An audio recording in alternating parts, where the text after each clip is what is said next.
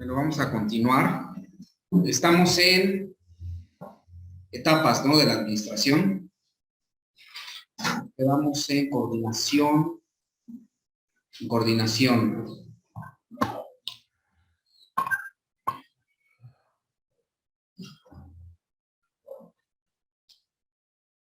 Bueno, retomando, decíamos que la coordinación implicaba que los miembros, ¿no?, de determinada institución, ya sea pública o privada, puedan cumplir con las actividades o las tareas que les sean asignadas, ¿no?, para lograr algún resultado o algún fin específico. Esto sí lo vimos.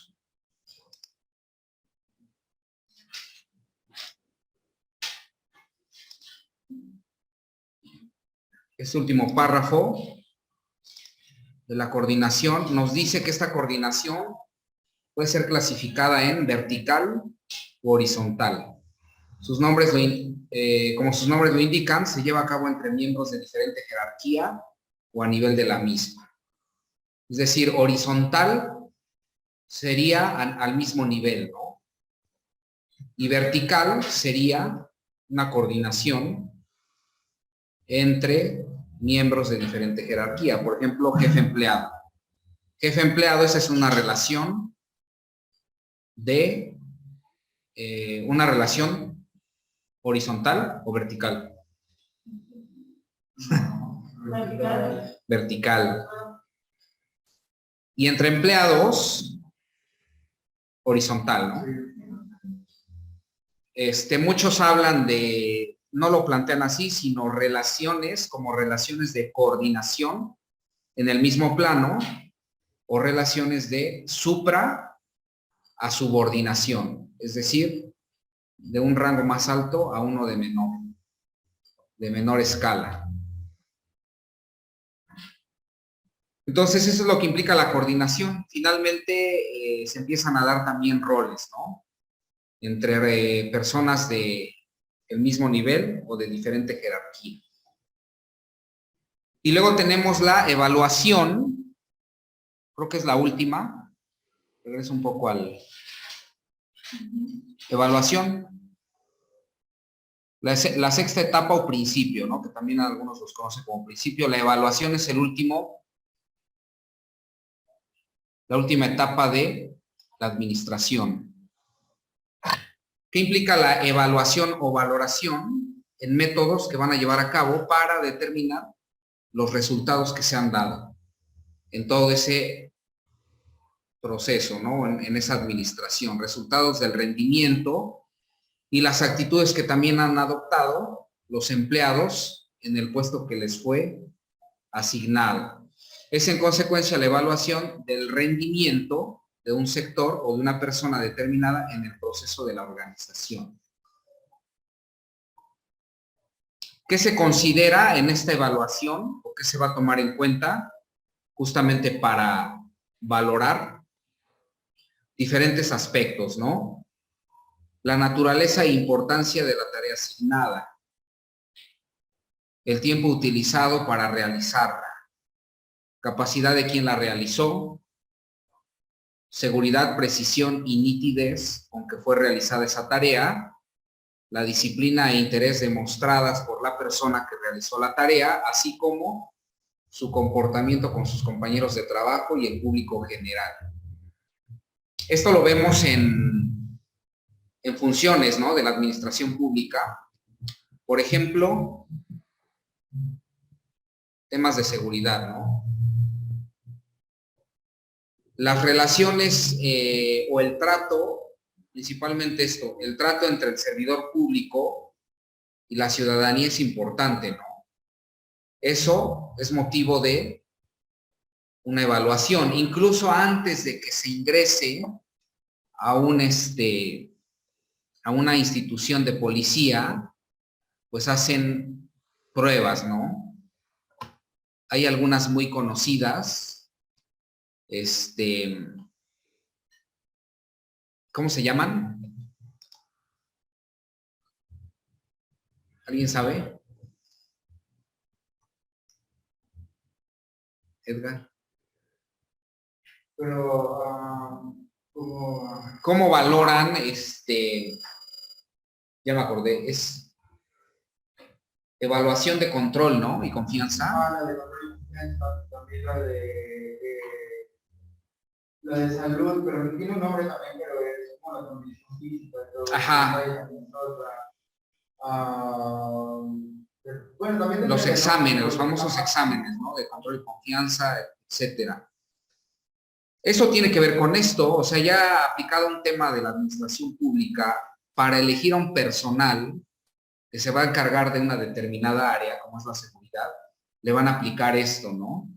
Los famosos exámenes de control y confianza, que por ahí aplican algo que era, no sé si lo sigan haciendo, el tema del polígrafo, que decían que era violatorio, no era posible determinar si con eso la persona mentía o decía la verdad, no sé, pues la ciencia ha ido avanzando, pero el tema del polígrafo ha sido discutido. Y eso lo hacen como un filtro previo, ¿no? La realidad es que, sobre todo la policía que es pues municipal, a veces carece, ¿no? De buenos filtros para seleccionar adecuadamente al personal. Hay buen personal, pero hay personal que definitivamente no tendría que ser seleccionado. Estudios, sobre todo conocimiento en otras áreas, ¿no? Como derechos humanos, que es importante. Y esto, después de que se llevan a cabo esas selecciones o procedimientos de selección, pues finalmente también se valora, ¿no? O está sujeto a una supervisión. Por ahí vamos a ver ahorita sigue administración pública y las formas en cómo se organiza la administración. Se tiene un poder por parte del Estado para calificar eso, para vigilar esos actos, ¿no? Del personal que forma parte de la administración pública. Y esa vigilancia justamente se basa en ver cómo está actuando el personal en la administración pública. Pasa con los policías, con cualquier servidor público, que al vigilársele puede ser objeto, ¿no? De una queja, una denuncia administrativa. Recuerden que está la legislación de responsabilidades en materia administrativa, o incluso puede caer en alguna cuestión de delito, dependiendo de cómo se conduzca, ¿no? Pero todo esto tiene que ver en cómo, a partir de que ha sido seleccionada la persona, viene trabajando y finalmente qué evaluación se le da, porque también están sujetos a evaluaciones, que es lo último que comentábamos. Y dice acá, como resultado de la evaluación que se le haga, en este caso a personal de la administración pública, se establece la escala de remuneraciones también, es decir, lo que van a ganar en virtud del trabajo desempeñado, e inclusive se incorpora el sistema de recompensa e incentivos para quienes desempeñan sus trabajos en forma eficiente, demostrando capacidad, habilidad, interés y comprensión por sus labores, en el concierto de una comunidad cooperativa, y se establece así asimismo el sistema de sanciones para quienes actúan de manera distinta al cumplimiento de sus obligaciones.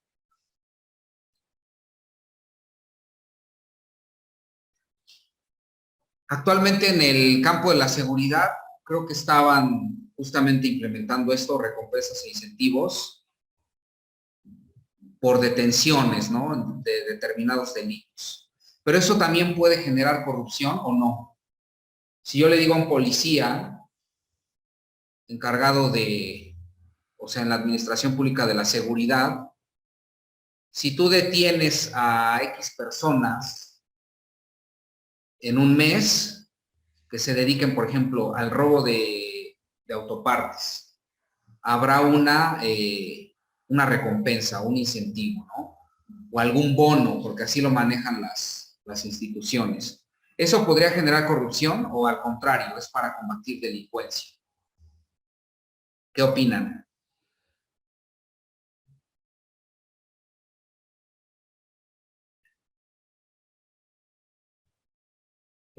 Carlos. Se puede hacer que,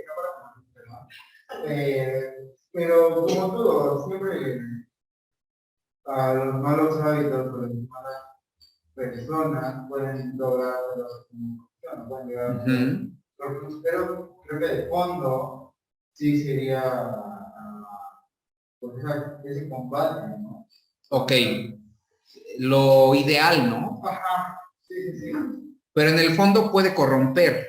Sí, claro. Sí, ¿no? Bueno, de hecho, existe un video donde habla de que cuando a un funcionario a su cierto punto se le reconoce su esfuerzo y todo su trabajo, dice que es más probable que evite cometer actos de corrupción que los demás que no lo hacen. Por lo mismo de que ya está como al saber público de que es respetado, de que es honorable, cumple con todos los requisitos éticos que deberían tener.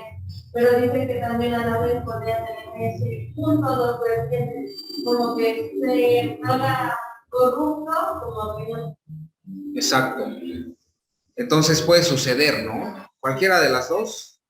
Es que al final del día yo creo que todo esto es muy general en el aspecto de que globalizamos mucho. En aquí con esto, no podemos saber si es bueno o malo o corrupto o no, porque no se puede juzgar ese proceso, esta herramienta a todas las personas, porque cada persona es distinta. Para algunas personas, hay personas que pueden pasar mil cosas y jamás van a convertir. Y hay muchas que sí lo pueden hacer, entonces sí llega a ser un poquito global y algunas nada más por ser ellas van a ser corruptas y no es como no es el sistema es mal, sino ya desde el fondo esa persona es la que se está dejando conocer. Sí. Y pueden ser muchos factores, ¿no? Uno de ellos también, el salario.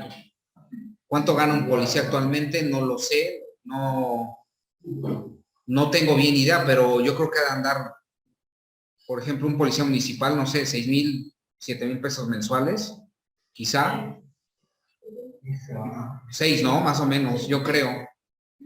O sea, es muy bajo, es un salario bajísimo. Para las funciones que tiene que hacer, incluso poner en riesgo la vida, tendría que ser de los mejores sueldos, ¿no? Yo creo. Dignificar esa parte.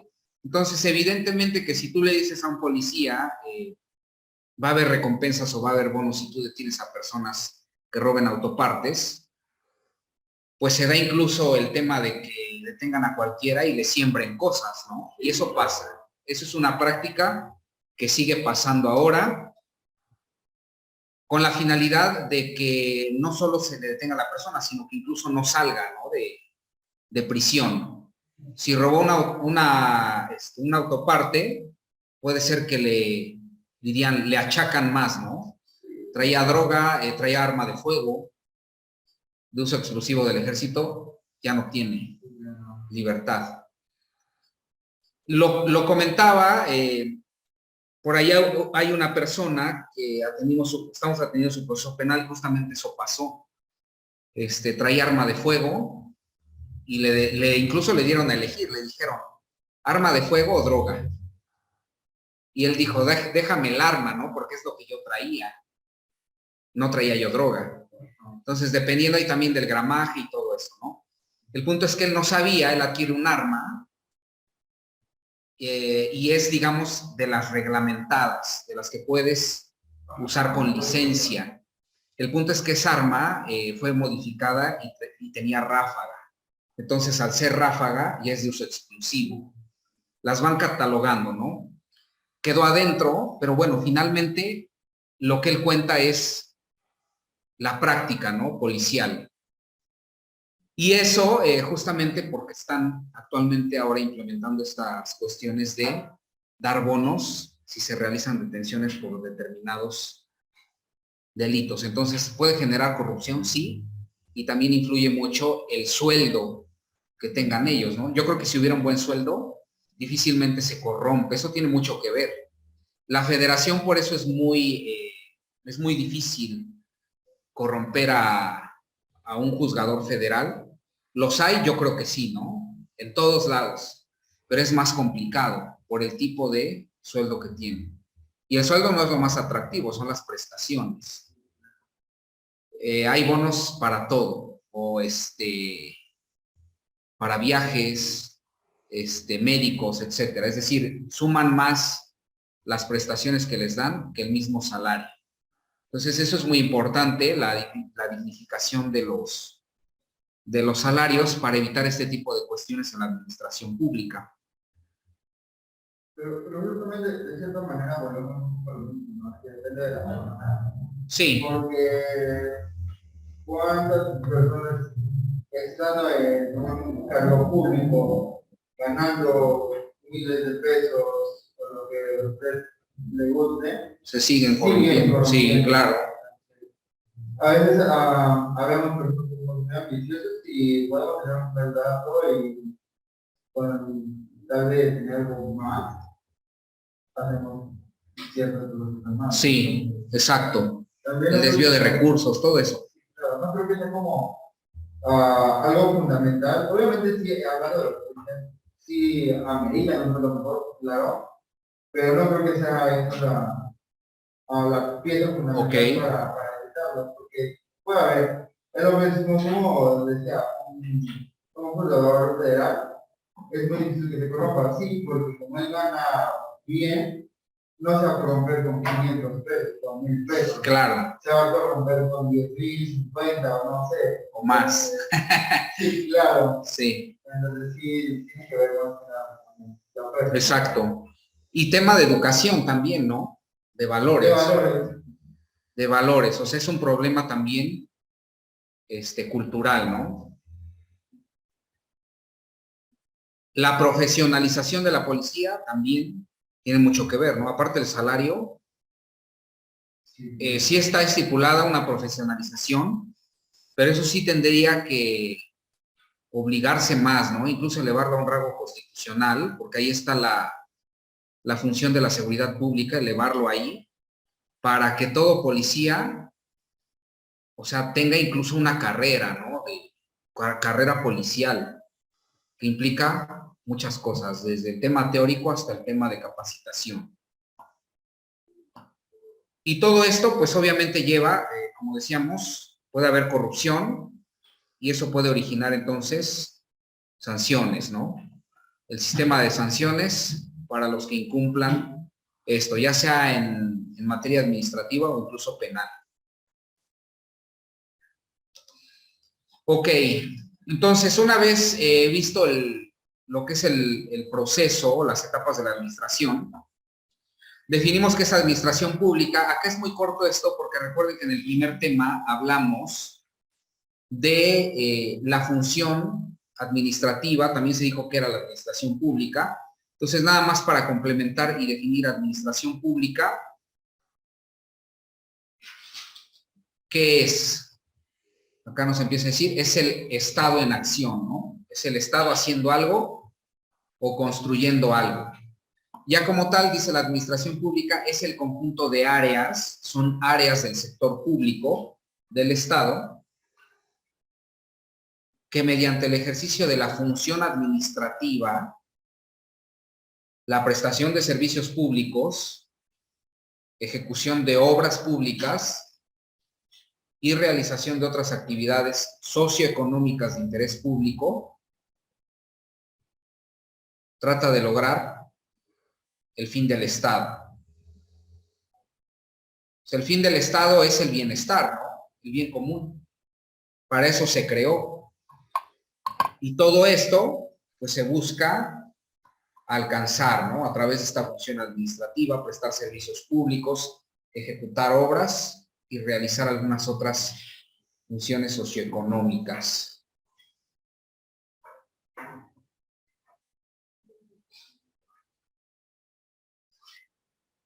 Entonces, ¿qué será la administración pública? Esta es una definición, ¿no? Pero, ¿qué podrías decir de la administración pública, Clara? Te preguntan, ¿qué es la administración pública? Es como trabajan ciertos sectores Ujú. para la ciudadanía. Ok, del Estado, ¿no? Es importante decir que es del Estado. Acuérdense, Como para regular cuestiones, necesidades. Acuérdense que esta función está directamente vinculada al Ejecutivo. El Ejecutivo es el que lleva a cabo la administración pública. El Legislativo podría tener alguna influencia, sí. El Judicial, yo creo que no. El Judicial no, porque ellos se encargan de administrar justicia, de la administración administración e impartición de la justicia. Entonces, este es un área exclusiva del Poder Ejecutivo, la administración pública, y de todas sus áreas, ¿no? Secretarías, demás instituciones creadas. Luego, formas de organización administrativa. Es decir, la administración pública, pues obviamente va a tener una estructura, ¿no? Una organización. ¿Qué es esto de las formas de organización administrativa? Pues son una herramienta del derecho administrativo para que funcione adecuadamente esa actividad, ¿no? De administrar.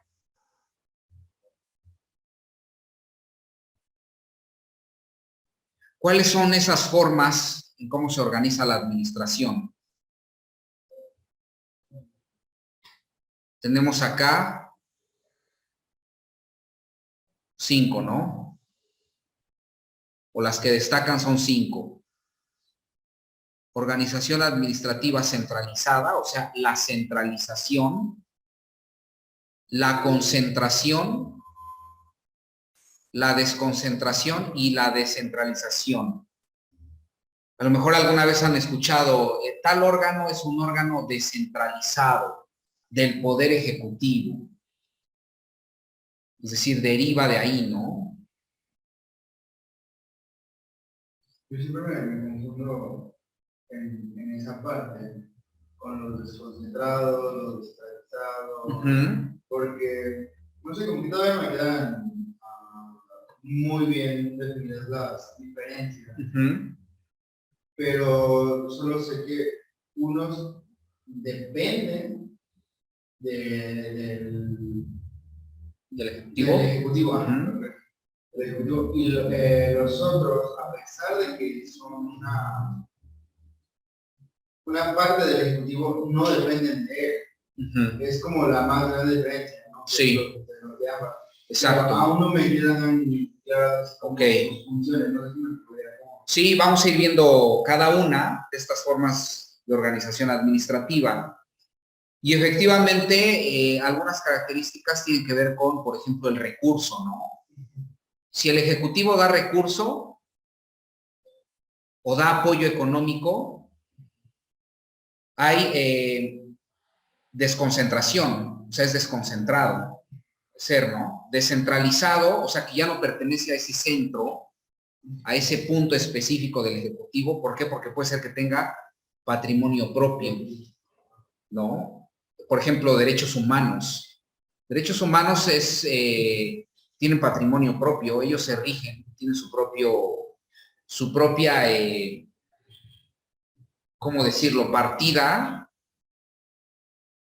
o su patrimonio para hacer frente, ¿no? A todo eso, a todas esas necesidades económicas que tenga el ente, la institución o la comisión, ¿no? Por ejemplo, la comisión de agua potable. La comisión, recuerden que era SUAPAP, ¿no? O sigue siendo SUAPAP. Sin embargo, el tema de los cobros fue concesionado. Entonces, ahora es SUAPAP y es concesionado el tema de los cobros a Agua de Puebla para Todos. Entonces, ahí hay mezclas. Va a ser bueno, cuando vayamos comentando cada uno de estos, ver ejemplos. ¿Cuál podría ser, no? De un centralizado, concentrado, desconcentrado o descentralizado. Entonces, primero, la centralización. Hablemos de la centralización administrativa.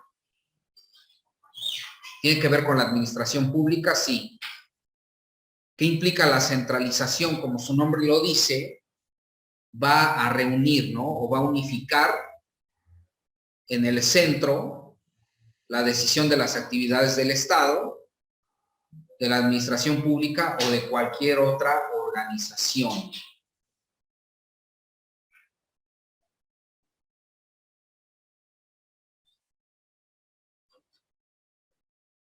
Es decir, va a haber unidad. En la centralización administrativa hay unidad.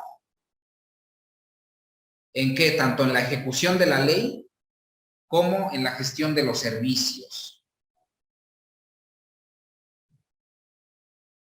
Y se deposita, una característica principal de esa centralización administrativa es que se va a depositar en una persona considerada máximo órgano administrativo, el poder público de decisión.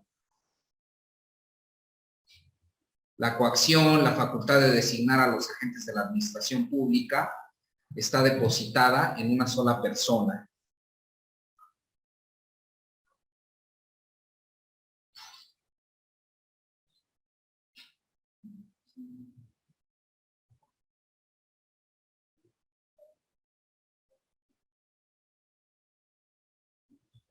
¿Nosotros qué seremos?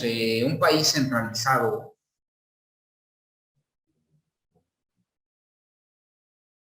Centralista.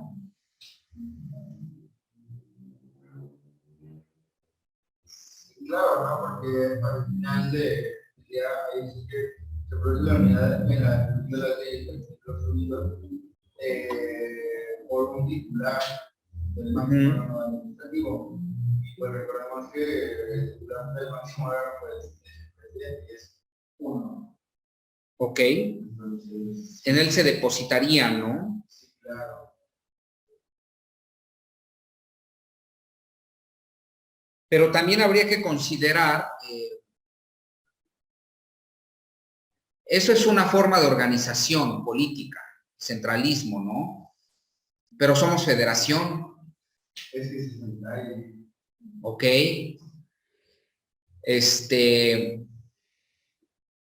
Entonces, no es solo una persona la que dirige todo. Finalmente al ser federalistas, hay división, ¿no? En cuestión de que hay gobernadores en los estados y presidentes municipales. Pero también en ellos se concentra el poder de cada territorio, ¿no? Circunscripción. Tienen autonomía también. Entonces, creo que en el sentido de las funciones sí hay centralismo, porque hay funciones que corresponden meramente al Ejecutivo, independientemente de que sea federal, o sea, el presidente de la República, estatal, gobernador o municipal, ¿no? Presidentes municipales. Hay centralismo porque se concentran ciertas funciones. Le cambié regreso, ¿le puedo cambiar ya?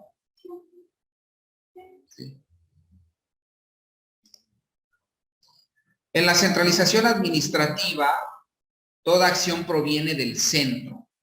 El órgano central monopoliza las facultades de decisión, de coacción y las de designación de los agentes de la administración pública, que por lo mismo no se deja a elección popular. Asimismo, la fuerza pública, o sea, la Fuerza Armada, está centralizada. Entonces, desde el punto de vista de, como dice acá, facultades de decisión, tanto los presidentes municipales, gobernadores y presidente de la República sí son centralistas, ¿no? ¿Quién puede disponer, por ejemplo, de la fuerza pública? ¿O quién designa? ¿Quién designa al fiscal? El Ejecutivo, ¿no? Ahí hay centralismo, nadie más. Al jefe de la policía, también, ¿no? El Ejecutivo. lo designa el presidente o el jefe de seguridad. Jefe de seguridad. Ningún otro. Ellos los designan. La Fuerza Armada, ¿quién la dirige? En este caso el Ejecutivo Federal, ¿no? ¿A Fuerza Armada se refiere a cualquier policía o específicamente como a En términos generales, sí tendríamos que referirnos a cualquier policía, ¿no? Pero yo podría entender Fuerza Armada, Ejército. Ajá. Solo Ejército. Eso sí sería. Solo el Ejecutivo. Ahí está centralizado ese poder, ¿no? Guardia Nacional y Ejército. Y no, a nosotros como ciudadanos no nos dicen se va a abrir un tiempo de votación para elegir a estos personajes, tanto de la Fuerza Armada, o votamos para elegir al fiscal, no, No. solo eligen ellos. Entonces hay centralismo ahí, ¿no? Por el tema de las funciones que desempeñan pues estas personas, la administración, finalmente es administración. Serra Rojas, que es tiene varios libros de derecho administrativo, dice que la centralización administrativa, o se llama centralización administrativa, al régimen que establece la subordinación unitaria, coordinada y directa de los órganos administrativos del poder central, bajo los diferentes puntos de vista del nombramiento, ejercicio de sus funciones y la tutela jurídica para satisfacer necesidades públicas. Es decir, él dice que en esa centralización administrativa, pues se van a dar varias cuestiones, ¿no? Nombramientos, el ejercicio de las funciones y la tutela jurídica. Es decir, hay un marco normativo para regular todo aquello que realizan los sujetos que forman parte de la administración pública. Ahora hay características de esta centralización administrativa. La centralización administrativa tiene ciertas características que están enfocadas en 8 poderes.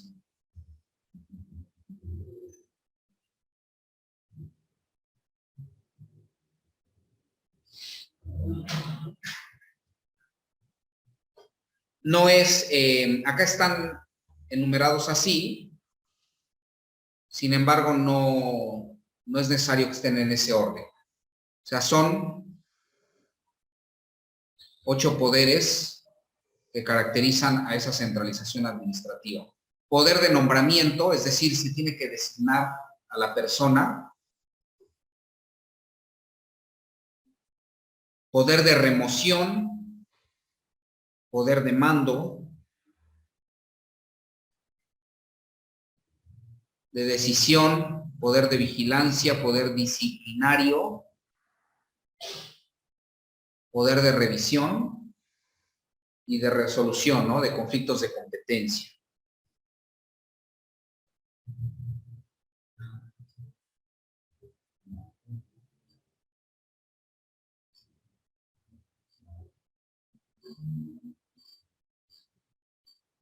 Entonces, vamos a hablar o a ver cada uno.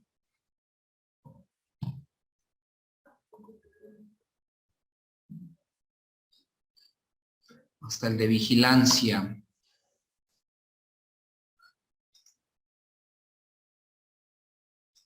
¿Le puedo cambiar? Bueno, espero tanto. Todo lo anotan, pero sí están las diapositivas. Creo que les digo, Bueno, hay cosas que sí, ¿no?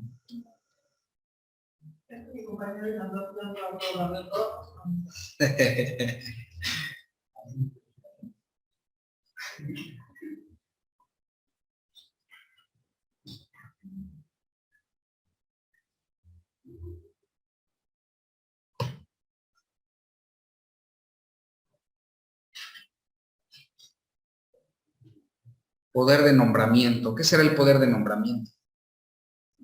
Pues el poder nombrar a alguien Ujú. a secretario. Ok. Exacto. Designarlo en un puesto, sí. Y es una característica de que el poder es centralizado, ¿no? Porque es una persona la que decide. Tú vas a ser secretario, ¿no? O director de tal cosa. Entonces, aquí está, ¿no? Poder de nombramiento, facultad que se atribuye al titular del órgano superior para designar discrecionalmente a sus colaboradores. Y acá hay un ejemplo, en nuestro caso, el presidente de la República tiene la facultad de nombrar a los titulares de las dependencias de la administración pública centralizada. O sea, secretarios de Estado, o sea, las secretarías son dependencias, ¿no? Centralizadas. Secretarios de Estado, consejero jurídico del Ejecutivo Federal, y en su caso a los jefes de departamentos administrativos, así como a los demás empleados de la administración centralizada, cuyo nombramiento no esté determinado de otro modo en la Constitución o en las leyes. Entonces, una persona, en este caso el Ejecutivo, designa, pero también se tiene que apegar a la ley, ¿no? Que se cumplan ciertos requisitos. Por ahí alguno de los requisitos para cualquier prácticamente servidor o funcionario público es ser mexicano, ¿no? Por nacimiento, mayor de edad. Algunos exigen el tema de haber realizado el servicio o ser abogado, ¿no? Incluyen ser abogado. O sea, si no eres abogado, en el caso, por ejemplo, del consejero jurídico del Ejecutivo Federal, pues indudablemente tiene que ser abogado. ¿Por qué? Porque tiene que ver todo lo relativo a el área legal. Jefes de departamento, ahí depende qué jefatura haya, ¿no? ¿Qué jefatura se dé? Si es en temas de transparencia, pues normalmente van a exigir conocimiento en esa área, de protección de datos y demás empleados. Se acota o se limita el poder de nombramiento por los requisitos establecidos en la Constitución y en las leyes para ocupar cada uno de los puestos respectivos. El nombramiento, además de una relación personal, crea una relación jerárquica de naturaleza jurídica de suprasubordinación entre el jefe del Ejecutivo y el personal de la administración pública. Siempre hay un nombramiento, ¿no? Que te designa como parte de la administración pública. No solo es un contrato el que celebra el personal, sino hay un nombramiento. Y muchas veces, ¿cuál es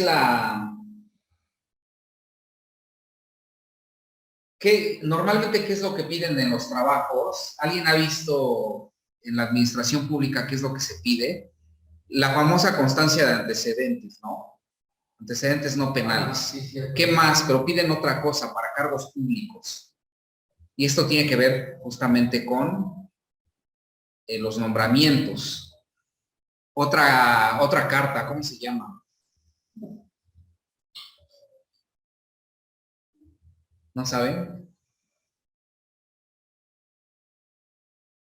Olivia. ¿Carta de qué? ¿De no qué? Si fui servidor público, por ejemplo, y me juzgaron por algún delito, ¿habrá antecedente de eso o no? ¿O eso incluye la carta de antecedentes no penales?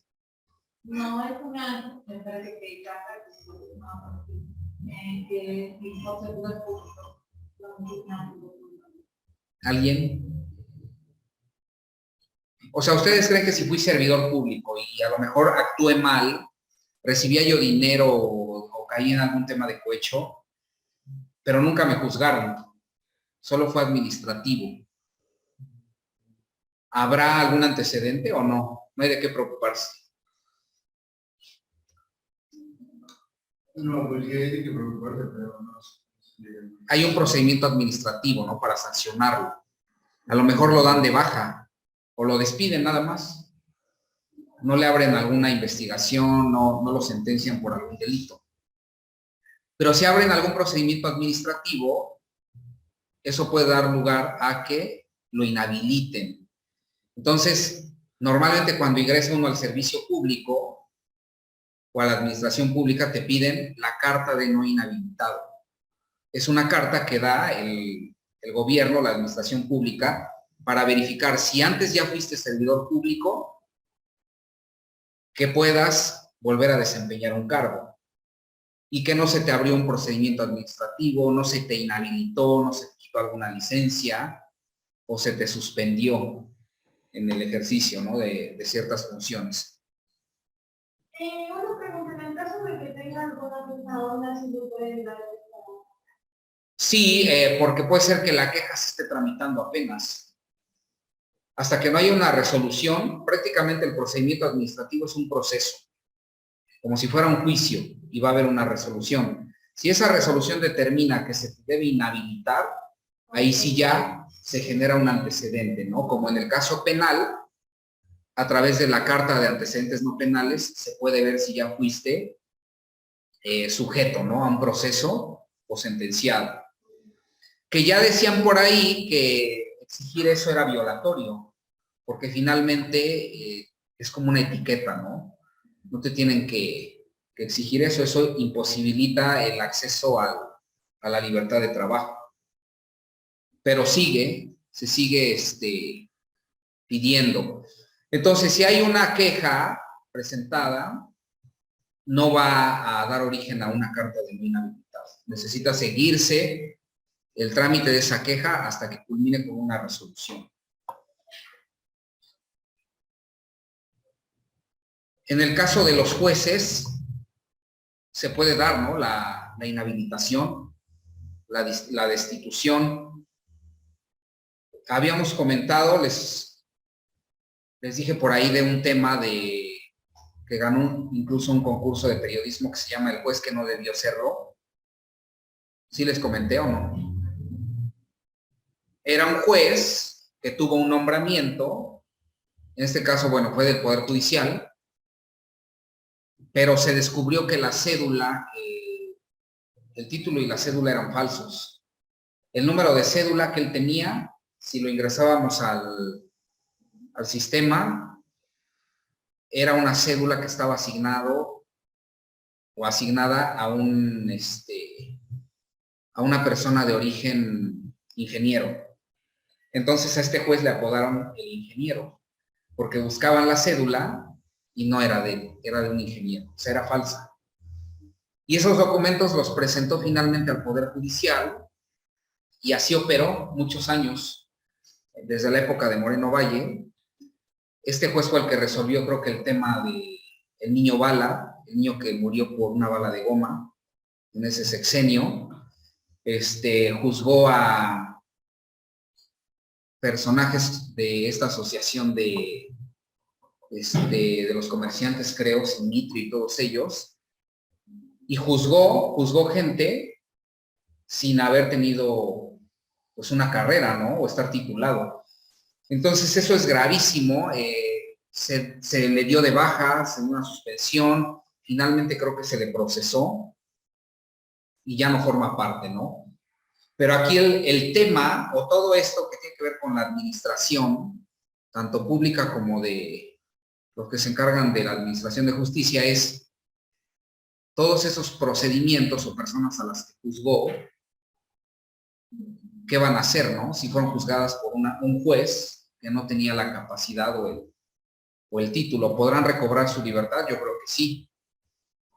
Complicado la cuestión, ¿no?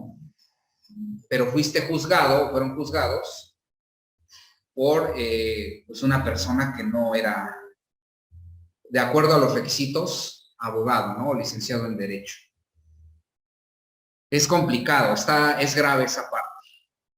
Finalmente, también es corrupción, ¿no? Desde que ingresó al Poder Judicial. Ok, entonces, poder de nombramiento, ¿no? Luego, el poder de remoción. Así como el Ejecutivo puede nombrar, también puede remover, ¿no? Puede quitar a cualquier, pues designado del, ya sea gabinete o de alguna secretaría. Sin embargo, tiene que ser por una causa también justificada, ¿no? Porque sabemos que esas remociones están limitadas por algunas otras áreas, por ejemplo, la laboral nos limita, ¿no? No puede decir nada más así porque sí te vas, sino que debe justificarse. De ahí que, bueno, se dé todos estos temas de mandar, ¿no? En la vía laboral burocrática los despidos. El jefe del Ejecutivo Federal no solo está facultado para nombrar a sus colaboradores cercanos, sino que en el ejercicio del poder de remoción los puede cesar o despedir según previene la fracción segunda del artículo 89 constitucional. Es decir, ese artículo es el que faculta al Ejecutivo poder remover, o las causas, ¿no? Para remover alguno de estos colaboradores. Entonces, remoción implica quitar. Poder de mando. Se entiende por el poder de mando la facultad del superior de dirigir e impulsar la actividad de los subordinados por medio de órdenes o instrucciones verbales o escritas. Obviamente este poder es correlativo a la obligación de obediencia a cargo del subordinado. Sus límites establecidos en el ordenamiento jurídico correspondiente derivan de la amplitud de la facultad o poder del superior, así como del ámbito y materia de su competencia y el horario de labores en el caso de personal de base. Están sometidos, ¿no? Los sujetos de la administración pública están sometidos a órdenes y específicamente de una persona. Por ejemplo, un juez no puede ordenarle a un jefe de departamento que haga determinadas actividades, ¿no? A favor de la administración de justicia extrajudicialmente. Porque si lo hace a través de un oficio, ya con la finalidad de impulsar un proceso, pues sí tendría que acatarse, ¿no? Y eso con limitaciones. Hay algo que ahora también está muy debatido, lo del secreto financiero o el secreto fiscal. Toda la actividad fiscal es reservada, ¿no? Incluso hay jueces que le piden a Hacienda informar toda la actividad fiscal o financiera de una persona y Hacienda les dice a los jueces federales, no te la puedo dar porque es una información personal, ¿no? Incluso tiene cuestión de datos personales. Entonces, aún ese poder de mando, de mandar de una autoridad, está limitado por la ley.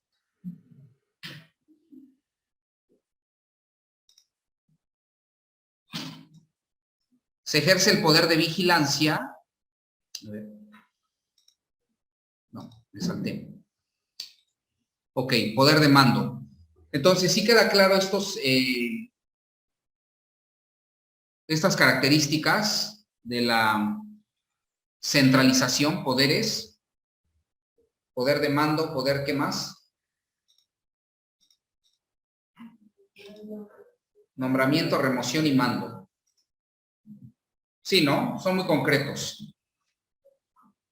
¿Dudas? ¿Algún comentario? ¿No? Ok, bueno, seguimos. Poder de decisión. En ejercicio del poder de decisión, el superior puede optar entre varias alternativas de resolución y en consecuencia elegir la que en su opinión sea la mejor, la cual habrá de ser acatada por el inferior, dado que el poder de decisión, como explica aquí este autor Luis Humberto Delgadillo, poder de decisión es la facultad que tienen los órganos superiores para la emisión de los actos administrativos, reservando a los inferiores la realización de los trámites necesarios hasta dejarlos en estado de resolución. ¿Cuál podría ser un ejemplo de poder de decisión de un órgano del Estado administrativo, o sea, del Ejecutivo?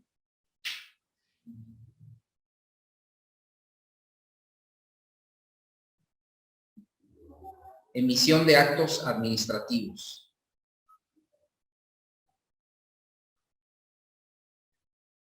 Pues el poder nombrar podría ser un poder de decisión, ¿no? Porque él lo nombra y lo tiene que acatar el inferior.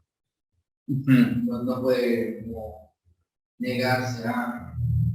Él dice, va a ser esa persona va a ser secretario y va a ser, ¿no? Podría ser, ¿no?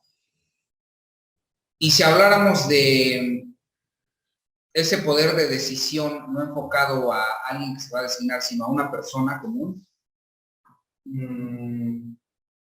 Porque también está, ¿no? Pues ¿quién tiene ese poder de decir, pues hace esto, ¿no?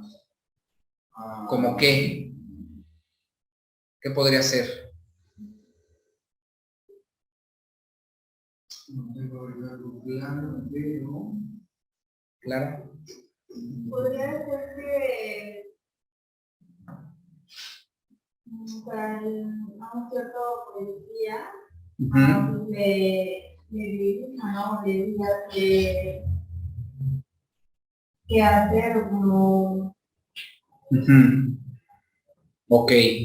Cuando cuidan, por ejemplo, a alguien, ¿no? Tú vas a ir a hacer guardia. Ok. A ese lugar. Puede ser. Ya hay una orden de un superior, ¿no? A lo mejor al superior le llegó la orden de alguien más. Una orden, no sé, de ¿cómo les llaman? De vigilancia, ¿no? A veces vemos que hay policía siempre en un determinado lugar. Ahí hay un poder de decisión. Puede ser el cobro de alguna multa, ¿no?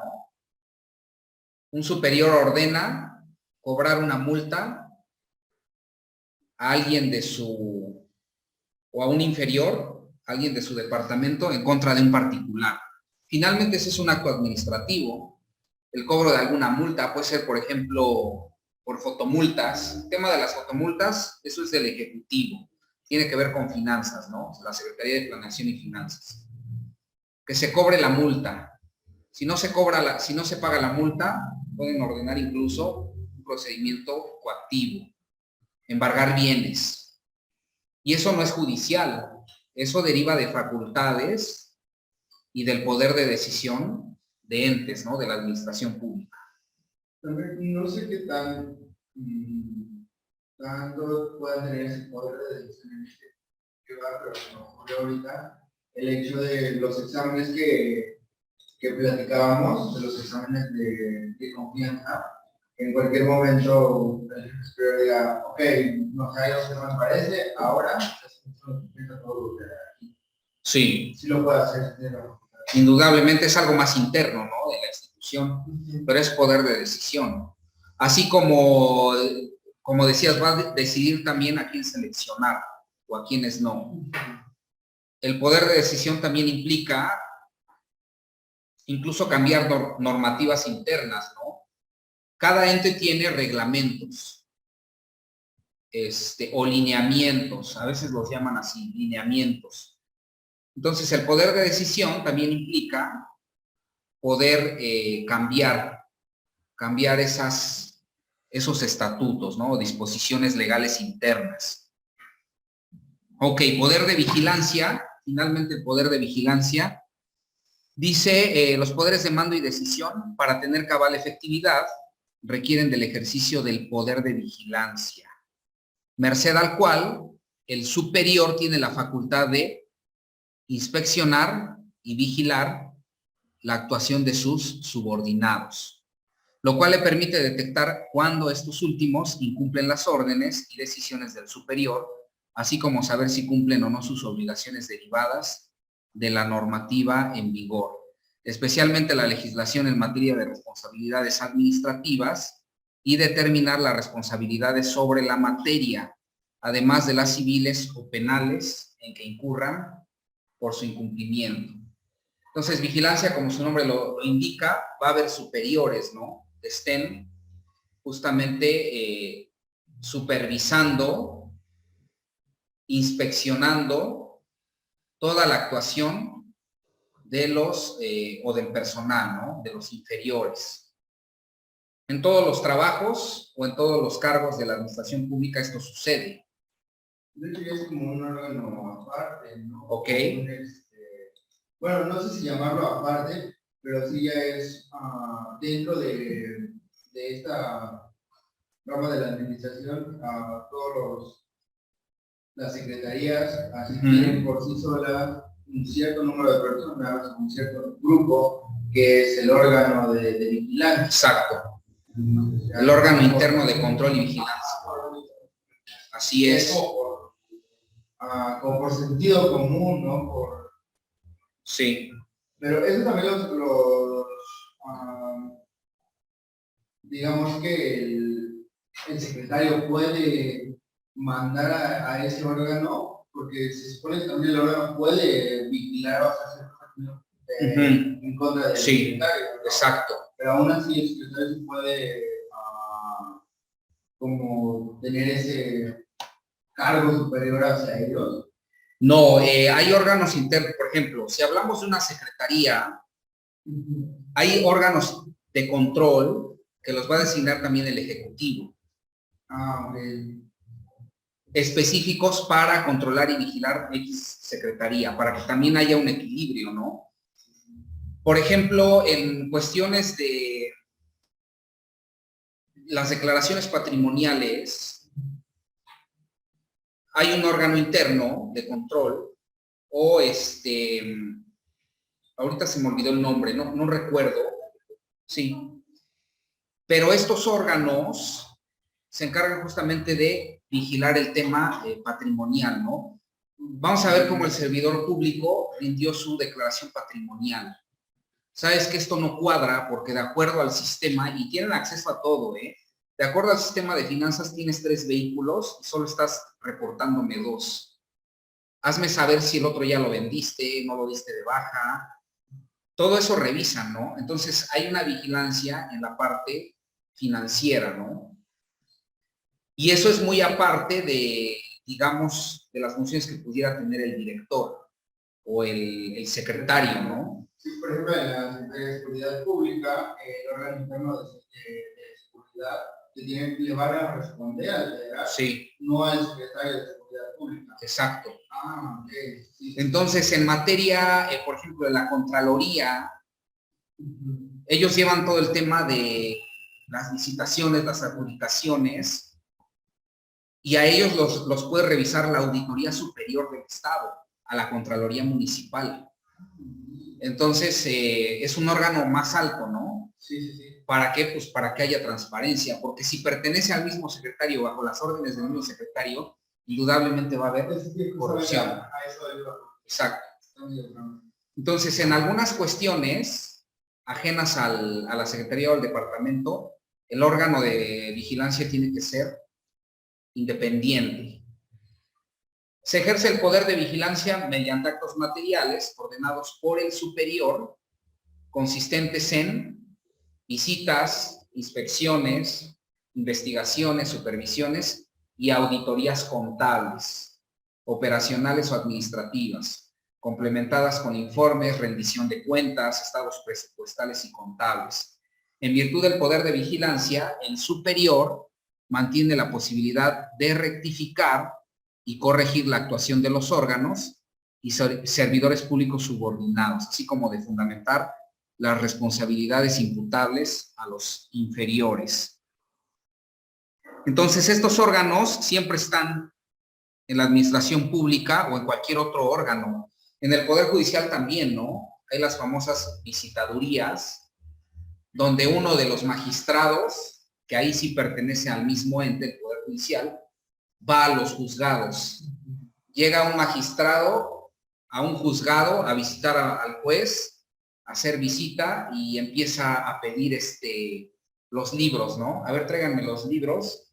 Quiero ver cuáles son los procesos que están en acuerdo. Y ve que hay un proceso en acuerdo desde el año pasado, entonces lo pide y lo empieza a revisar porque sigue en acuerdo, ¿no? Es decir, eso transparenta y hace o tiene la finalidad de vigilar que la impartición de justicia se esté llevando a cabo conforme a los tiempos adecuados, ¿no? Y si ve que no hay razón por la cual haya un retraso, empiezan a levantar las famosas actas administrativas, ¿no? Donde ya se les abre procedimientos si es necesario, se les impone sanciones, inhabilitaciones, etcétera, hasta responsabilidades penales. Pero ese procedimiento es muy largo, ¿no? Cuando levantan actas administrativas, porque, por ejemplo, cuando levantan un acta, yo he visto que, no sé, casi por default, levantan a todos, o sea, es como de, si hubo algo que no le gustó de una persona, de una parte, es como de empiezan a checar todos y es un proceso larguísimo. Ahí depende de las funciones, de lo que veíamos, ¿no? De los empleados, qué rol tenga cada uno. Si hablamos en un juzgado de que el secretario de acuerdos tiene un expediente desde no sé cuándo y no lo ha acordado, ¿tiene responsabilidad él? Sí, pero también hay que ver con qué fecha él se lo pasó el oficial mayor, por ejemplo. No, pues que se lo pasó también con esa fecha, también responsabilidad, porque el oficial mayor no le ha exigido que ya le regrese el expediente acordado, ¿no? Cuestiones de esas. Entonces se hace una cadena donde evidentemente hay vicios y hay pues falta de probidad, ¿no? Eso es lo que implica la vigilancia. Nos falta, nos vamos a quedar hasta ahí, poder disciplinario de revisión y para resolver conflictos de competencia. ¿Alguna duda?